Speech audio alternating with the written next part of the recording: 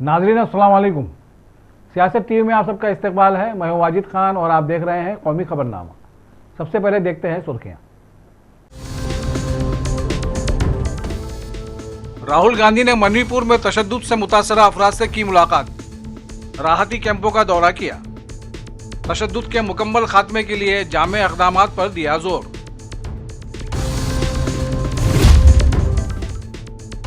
मोदी रूस के 2 रोजा दौरे पर मॉस्को रवाना, पुतिन से करेंगे मुलाकात। रूसी फौज के लिए लड़ रहे हिंदुस्तानी फौजियों के हवाले से कांग्रेस ने किए सवाल।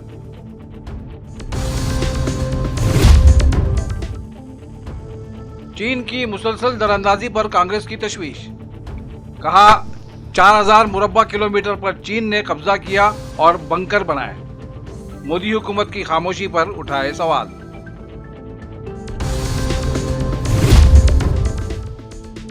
और मुंबई में तूफानी बारिश ने मचाई तबाही, कई इलाके ज़ेरे-आब, रेल सर्विस बुरी तरह मुतासिर, स्कूल्स बंद, अवाम घरों से ना निकले, चीफ मिनिस्टर की अपील।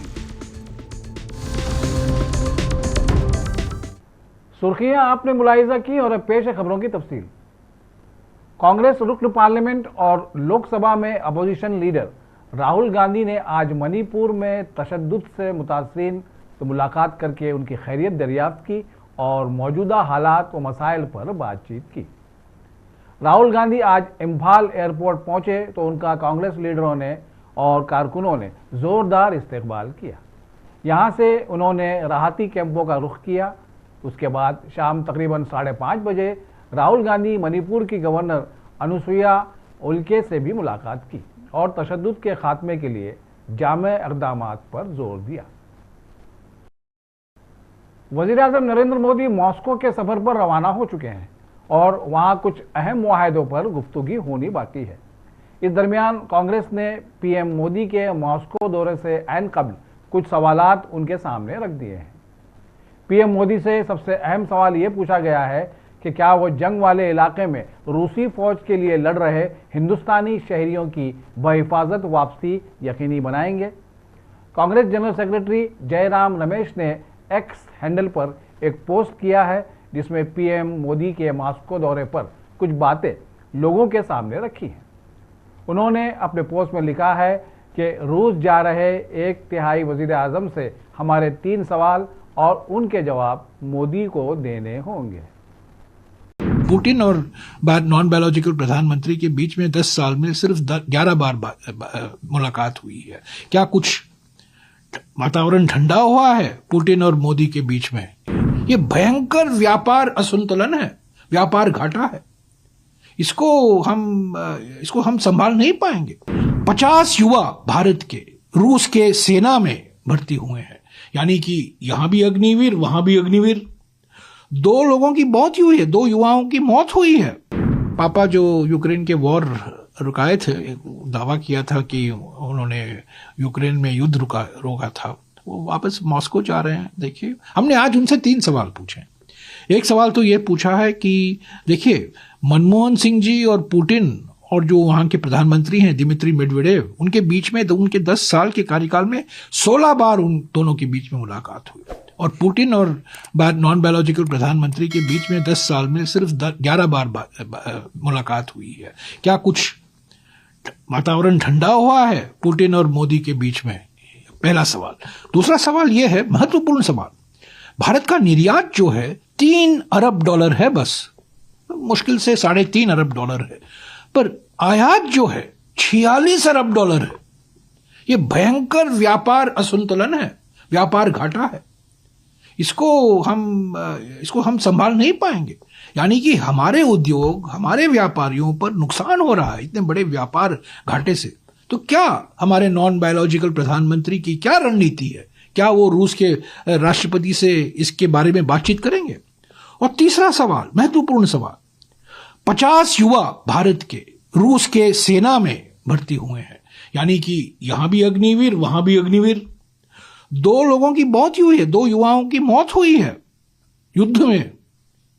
पर यह क्या दर्शाता है कि हमारे युवा रूस के आर्मी में भर्ती हो रहे हैं, यानी कि यहां गरीबी है, बेरोजगारी यहां है, उनको रोजगार नहीं मिलता, पेपर लीक होता है, कहीं सरकारी नौकरियों में भर्ती नहीं हो पाते, निजी कंपनियों में रोजगार नहीं मिलता, और रूस के आर्मी में जाके भर्ती होते हैं 50 लोग। वहां के हमारे दूतावास ने माना है कि 50 युवा रूस के आर्मी में लड़ रहे हैं, हमारे नागरिक हैं और रूस के आर्मी में लड़ रहे हैं, और 2 की मौत हुई है। तो क्यों हमारे नॉन बायोलॉजिकल प्रधानमंत्री इस पर चुप हैं? ये उठाना चाहिए। क्या ये हमारे युवाओं के साथ ये खिलवाड़ नहीं है कि वो इतने मजबूर हो गए हैं कि रूस के आर्मी में उनको भर्ती करना पड़ा? किसने भर्ती कराया? किस ठेकेदार ने भर्ती कराया? क्यों कराया? ये बताना चाहिए ना। तो ये सब सवाल उठते हैं। युद्ध रोकने में मैं युद्ध रोकूंगा, मेरे वजह से युद्ध रुका है, वो सब दावा कर सकते हैं, पर असली बात तो ये है ना, ये 3 सवाल। कांग्रेस जनरल सेक्रेटरी प्रियंका गांधी ने चीन की दरअंदाजी पर गहरी तशवीश का इजहार करते हुए कहा कि उसने हिंदुस्तानी सरहद में गांव के गांव आबाद कर दिए हैं और तकरीबन 4000 मुरब्बा किलोमीटर जमीन पर कब्जा कर लिया है, लेकिन मोदी हुकूमत इस मामले पर खामोशी इख्तियार किए हुए है। उन्होंने कहा कि खबर यह भी है कि अरुणाचल प्रदेश में अपनी दरअंदाजी की सरगर्मियां जारी रखते हुए अब चीन लद्दाख के इलाके में भी बंकर बना रहा है। चीन की सरहद पर हमारे गश्त के 65 पॉइंट्स थे, जिनमें से 26 पर कब्जा कर लिया गया है और अब वो अपनी फौजी सरगर्मियों को मजीद मौसर बना रहा है। उन्होंने सवाल किया कि मोदी सरकार किस दबाव में हिंदुस्तान की सरहदी सलामती और सालमियत के हवाले से इतने समझौते कर रही है। झारखंड असेंबली के खुसूसी इजलास में हेमंत सोरेन की हुकूमत ने आज एतमाद का वोट हासिल कर लिया है। हुकूमत की हिमायत में 45 और मुखालिफत में 0 वोट डाले गए। एतमाद के वोट के दौरान भारतीय जनता पार्टी के अराकीन असेंबली ऐवान से वॉकआउट कर गए। आज़ाद MLA श्रीयो राय ने वोटिंग में हिस्सा नहीं लिया और गैर जानिबदार रहे। झारखंड असेंबली में MLA की कुल तादाद 82 है, जिनमें से 5 सीटें अब भी खाली हैं, जबकि 1 स्पीकर हैं। नीट इम्तिहान को लेकर मामला सुप्रीम कोर्ट में जेर दौरा है। इस मामले को लेकर तलबा में शदीद बेचैनी पाई जाती है। तलबा ने कहा है कि इस मामले पर सुप्रीम कोर्ट को जल्द फैसला करना होगा। क्या ये देश खाली पैसे वालों और पावर वालों के लिए ही खड़ा होता है? पुणे में एक्सीडेंट हो जाता है, संडे के दिन हियरिंग हो जाती है। आतंकवादी की फांसी रोकने के लिए सुप्रीम कोर्ट रात को लग जाती है। यहाँ हम 2 महीने से लाइन में खड़े हैं, 24 लाख बच्चों के भविष्य पे फांसी लग रही है, कोई सुनने वाला नहीं है। हम तो यही चाहते हैं कि जो फैसला है वो इसी चीज़ के फेवर में आए कि रीनेट दोबारा से हो। हम यही चाहते हैं कि रीनेट दोबारा से, इससे जो भी बच्चा, जो भी डिजर्विंग कैंडिडेट है वो सामने आएगा और जितने भी लोग डिजर्व नहीं करते एटलीस्ट उनके बारे में पता चल पाएगा। मेन कल्प्रेट्स इसी से पकड़े जाएंगे। क्यों एकदम से इंटेलिजेंट बच्चे बढ़ गए? सब इंटेलिजेंट हो जाते हैं और 520 से लेके 620 में सिर्फ 78% बढ़े हैं। तो हम कैसे कह सकते हैं कि पेपर लीक लोकलाइज्ड है? इतनी ज्यादा रैंक इन्फ्लेशन, वो भी सिर्फ 620 से 720 के बीच, सिर्फ उसी स्लॉट में आना, ये बिल्कुल ही गलत है। बिल्कुल ही इसमें दाल में कुछ काला वाली बात है। ये हम तो यही चाहते हैं कि जो फैसला है वो इसी चीज़ के फेवर में आए कि रीनेट दोबारा से हो, या फिर कोई भी ऐसा विकल्प लिया जाए जिससे जो भी बच्चे डिजर्विंग कैंडिडेट्स हैं वो सिलेक्ट हो पाए, उन्हें कॉलेज मिल पाए। सिर्फ डिजर्विंग कैंडिडेट्स 660 अबव ही नहीं है, जो बच्चे 620 से 650 नंबर लेकर के आए हैं वो भी डिजर्विंग कैंडिडेट्स की कैटेगरी के अंदर बिल्कुल लाई करते हैं। और अगर ये हम बात करें NTA की और गवर्नमेंट की, तो वो लोगों ने तो सिर्फ यही कह करके मामले को ख़त्म कर दिया है कि आइसोलेटेड सेंटर्स के अंदर ही हुआ है जितना भी स्कैम हुआ है, और उन लोगों के मार्क्स इतने नहीं आए हैं कि वो मतलब उन्हें कॉलेज मिल सके। तो ये चीज़ हमें कैसे पता चले? मतलब कोई भी चीज़ की हमें ट्रांसपेरेंसी नहीं है, वो लोग जो कह रहे हैं बस हमें उसी को मान लेना है। ऊपर से अगर गोधरा और पटना के केस लीक हुए हैं तो हम कैसे ये चीज़ मान ले कि इतने आधुनिक समय में पेपर किसी और के पास नहीं पहुंचा होगा, सिर्फ उन्हीं लोगों तक सीमित रह गया होगा। जब 2015 में 44 बच्चों की वजह से पेपर दोबारा करवाया गया था, तो अब क्यों नहीं हो सकता है जब इतना मास लीक हुआ है? सिर्फ इस वजह से कि रिजल्ट आ गया है, मतलब 2 बार एग्जाम ले लिया गया। वो तो इन लोगों का तरीका है कि वो ये चाहते हैं कि एग्जाम दोबारा से लार्ज स्केल पे ना हो, क्योंकि बहुत लोगों ने 30 लाख 40 लाख रुपए देकर के सीट्स खरीद ली हैं, तो अब वो लोग दोबारा से नहीं चाहेंगे एग्जाम हुए। तो हम यही चाहते हैं कि रीनीट दोबारा से, इससे जो भी बच्चा, जो भी डिजर्विंग कैंडिडेट है वो सामने आएगा और जितने भी लोग डिजर्व नहीं करते एटलीस्ट उनके बारे में पता चल पाएगा। मेन कल्प्रेट्स इसी से पकड़े जाएंगे। अब हम सुप्रीम कोर्ट के सामने आए हैं तो हम सोचते हैं कि हमारे पक्ष में फैसला आएगा, लेकिन उससे पहले मेरा मिनिस्ट्री ऑफ एजुकेशन से सवाल है।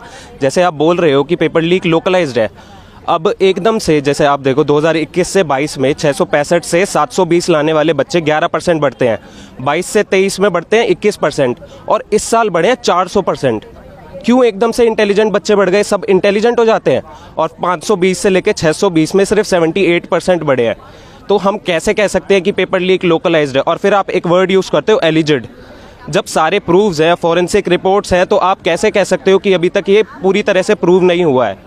पेपर लीक प्रूवन है। और अगर आप देखो, जैसे आप कोई और ऑल्टरनेटिव लेते हो, पार्शल रीनीट करवाते हो आप, तो वो बच्चे कैसे आएंगे सामने जिनके पास पेपर ऑलरेडी पहुंच गया था? और अगर आप रीवैल्यूएशन करवाते हो जिनके पास ऑलरेडी पेपर था, जिनके सेंटर पे टीचर्स ने OMR भरी हैं, वो उन बच्चों के तो ऑलरेडी कितनी भी बार पेपर चेक कर लो, उनके तो उतने ही मार्क्स आने वाले हैं ना। तो और कोई सोल्यूशन इसका नहीं है। रीनीट होना चाहिए, सबका होना चाहिए, दोबारा होना चाहिए, इसी से कल्प्रिट सामने आएंगे। That's it. जम्मू कश्मीर के साबिक चीफ मिनिस्टर फारूक अब्दुल्ला ने दहशतगर्दी के वाकयात पर गहरी तशवीश का इजहार करते हुए पाकिस्तान को कड़ी तनकीद का निशाना बनाया है। उनका कहना था कि पाकिस्तान को यह बात समझनी होगी कि तशद्दुद और दहशतगर्दी के जरिए कोई भी मसला हल नहीं हो सकता। उन्होंने खबरदार किया कि जम्मू कश्मीर में दहशतगर्दी को हवा देने की पाकिस्तान की कोशिश खित्ते के लिए किसी भी तरह बेहतर नहीं होगी। जरूरी है कि वो भी ये सोचे कि आतंकवाद कहीं नहीं ले जाएगा हमें।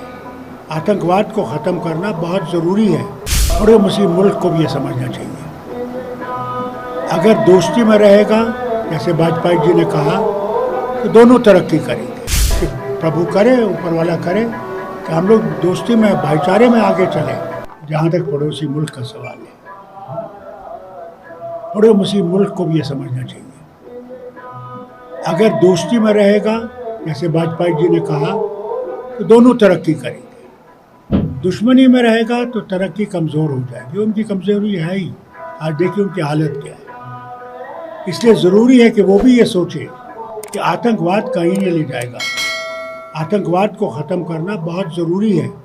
अगर हम लोग इकट्ठे रहना चाहते हैं, मोहब्बत में रहना चाहते हैं, तरक्की करना चाहते हैं। और यही आज इस साथ संगत का भी यही था कि प्रभु करे, ऊपर वाला करे कि हम लोग दोस्ती में, भाईचारे में आगे चले। सर, जैसा कि सिख संगत की बड़ी देर से मांग है, बस सिख संगत, ये मैं मानता हूँ, ये शुक्र है हमारे पार्लियामेंट मेंबर भी थे, और जो इंडिया गठबंधन है उसमें हम उठाएंगे कि पार्लियामेंट में इसकी तरफ तवज्जो दी जाए। जबकि 5 ज़बानों को इन्होंने मान रखा है, डोगरी, कश्मीरी और हिंदी, उर्दू, इंग्लिश, और इसलिए और इंग्लिश। हम समझते हैं पंजाबी भी, यहाँ बहुत लोग पंजाबी ही करते हैं। और इस ज़बान को, ये हमारी ज़बान है, कोई बाहर से नहीं आई हुई ज़बान है, इसको बाहर छोड़ देना गलत है। मैंने भी जब 96 में आया था तो मैंने इन ज़बानों के लिए तालीम शुरू कर दी थी स्कूलों में, कि हमारे बच्चे ये पढ़ सकें, और उनके लिए टीचर तैयार करने की कोशिश करवाई कि हर ज़बान के टीचर होने चाहिए जो इनको अपनी ज़बान सिखाएं, क्योंकि ज़बान है तो सब कुछ है। और मुझे याद है हमारे वाइस प्रेसिडेंट वेंकटा नायडू ये कहते थे, बार बार कहते थे कि मादरी ज़बान बहुत ज़रूरी है, और अगर हम मादरी ज़बान को छोड़ देंगे तो हम कहीं नहीं पहुँचेंगे। और पंजाबी इनकी मादरी ज़बान है, इसको उठाना ज़रूरी है। और मेरे दोनों मेंबर ऑफ पार्लियामेंट जो है, बल्कि तीसरे भी जो हमारे कारगिल से हैं, उनसे भी कहूँगा, और इंडिया गठबंधन से कहूँगा, इसकी तरफ हुकूमत को तवज्जो दिलवाएं और प्राइवेट मेंबर्स बिल भी लाएंगे। उरूसुल बिलाद मुंबई में निस्फ शब से जारी तूफानी बारिश से आम जिंदगी बुरी तरह मुतासिर हुई है और तालीमी इदारों में छुट्टी का ऐलान कर दिया गया है, जबकि मुंबई की लाइफलाइन लोकल ट्रेनें मुकम्मल तौर पर बंद हो गईं और तवील मुसाफिरी ट्रेनों को मनसूख कर दिया गया है। दफ्तर मौसमियात के मुताबिक शहर में 6 घंटे में रिकॉर्ड 300 मिलीमीटर बारिश हुई और मुंबई म्यूनिसिपल कॉरपोरेशन ने हाई अलर्ट का ऐलान कर दिया है। वाज़ेह है कि शहर में जगह जगह सड़कें पानी में डूब गई हैं और पटरियों पर भी पानी जमा होने से ट्रेनें नहीं चलाई गईं और दोपहर में कई रूट्स पर खिदमात को बहाल किया गया है। मुंबई में मूसलाधार बारिश से ट्रेन सर्विस मुतासिर हुई, स्कूल कॉलेजेस बंद कर दिए गए। महकमा मौसमियात ने मुंबई, थाने, पालघर और कोकन पट्टी के लिए ऑरेंज अलर्ट जारी किया है। दूसरी तरफ महाराष्ट्र के वजीर आला एकनाथ शिंदे ने कहा है कि बारिश के बाद सैलाबी सूरत हाल से निपटने के लिए हंगामी इकदाम किए जा रहे हैं। उन्होंने कहा कि पिछली रात की बारिश गैर मामूली थी, जिसके नतीजे में नशेबी इलाकों में पानी भर गया है। रेल की पटरियों के डूब जाने के बायस और मुंबई की लाइफलाइन मानी जाने वाली लोकल ट्रेन की खिदमत भी बंद कर दी गई हैं। हुकूमत ने मुंबई की आवाम से अपील की है कि वो अपने घरों से ना निकलें। सर, ये बता दीजिए आपने पहले राज्य का जायजा लिया, बीएमसी का जायजा लिया, क्या मौजूदा स्थिति है, क्या नहीं, अभी जो बारिश हुई है रात से ये ज्यादा हुई है, 65 mm से ज्यादा होती है तो अतिवृष्टि जैसी परिस्थिति होती है। अभी तो 267 से 300 mm बारिश गिरी है। ये बारिश जो है ये कम समय में गिरी है और जो पूरी तरह व्यवस्था जो है कैरिंग कैपेसिटी है उससे बहुत ज्यादा, कई गुना ज्यादा ये बारिश हुई है और इसलिए रेलवे के ट्रैक पे भी पानी आया है। पंप, रेलवे ने 200 पंप लगाया है, 480 पंप कारपोरेशन के है, वो पूरी तेजी से काम कर रहे हैं और पानी फेंकने का काम शुरू है। और अभी आपने देखा कि ट्रेन भी ऐसा ऐसा सब शुरुआत हुई है और रोड में भी अभी हमने यहाँ पर देखा सब 5000 स्पॉट इसमें दिखते हैं। सब रोड पे अभी ट्रैफिक शुरू हुई है और सब जगह पे जो जो वाटर लॉगिंग वाले स्पॉट है, बीएमसी के बड़े अधिकारी जो वरिष्ठ है वो वहाँ खड़े है, वो भी दिखाई दिया। और इसलिए पूरी सिस्टम जो है स्टेट डिजास्टर, रेलवे, एनडीआरएफ और बीएमसी, ये पूरी तरह इसको फेस करने के लिए पूरी तरह अलर्ट है और सब लोग काम कर रहे हैं। अभी जैसे ही ये मैंने कहा कि ये मिठी रिवर और पोइसर, ये रिवर जो है ये इसकी कैरिंग कैपेसिटी बढ़ाने का काम शुरू है, फ्लड गेट डालने का काम शुरू है। अभी 7 पंपिंग स्टेशन बन रहे हैं। ये पंपिंग स्टेशन जो है अभी विदाउट ट्रीटमेंट पानी जा रहा है। ये कितने सालों से है। अब जब हमारी सरकार बन गई तब पहले काम हमने वही हाथ में लिया कि सब जगह जो भी समुद्र में पानी जाएगा वो पूरी तरह ट्रीटमेंट होकर जाएगा, पोल्यूटेड वाटर जाएगा नहीं। और इसलिए उसके ऊपर काम कर रहे हैं। माइक्रो टनलिंग हुआ है, ये होल्डिंग पॉन्ड हुए हैं, ये पहली बार हुआ है। और इसलिए ये जो भी ये फ्लड के लिए जो सिस्टम, जो उपाय करना है वो सब ये बीएमसी और रेलवे और सब लोग मिलकर कर रहे हैं। और निश्चित रूप से उसका अब जो इतनी बारिश होने के बावजूद अभी हमने देखा कि कई रोड तो पूरे पानी में थे, लेकिन वो पानी इतने तेजी से डिस्चार्ज हो रहा है उसका पानी का कि वहाँ रोड खुले हो रहे हैं। इसलिए ईस्टर्न और वेस्टर्न रोड भी शुरू हुए, ट्रेन भी शुरू हुई है। अभी सिर्फ हाईटाइड का एक सूचना मिली है, अलर्ट मिला है, उसमें भी थोड़ा बारिश कम हो रहे तो उसको भी हम ठीक से टैकल कर सकते हैं।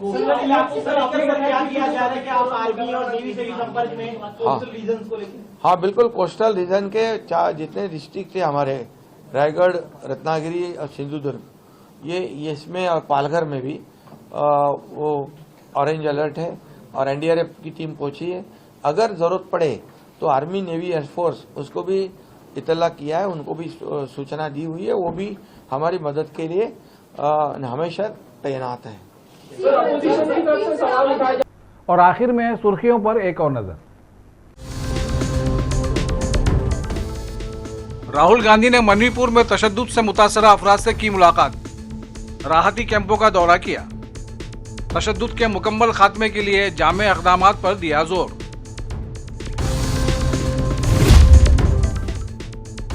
मोदी रूस के 2 रोजा दौरे पर मॉस्को रवाना, पुतिन से करेंगे मुलाकात। रूसी फौज के लिए लड़ रहे हिंदुस्तानी फौजियों के हवाले से कांग्रेस ने किए सवाल।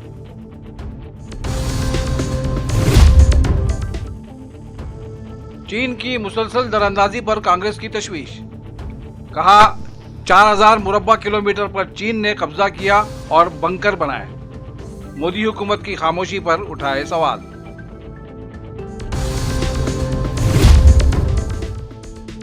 और मुंबई में तूफानी बारिश ने मचाई तबाही, कई इलाके ज़ेरे-आब, रेल सर्विस बुरी तरह मुतासिर, स्कूल्स बंद, आवाम घरों से ना निकले, चीफ मिनिस्टर की अपील। इसी के साथ कौमी खबरनामा यहीं अपने इख्तिताम को पहुंचता है। सियासत की पूरी टीम के साथ वाजिद खान को दीजिए इजाज़त। अल्लाह हाफिज़।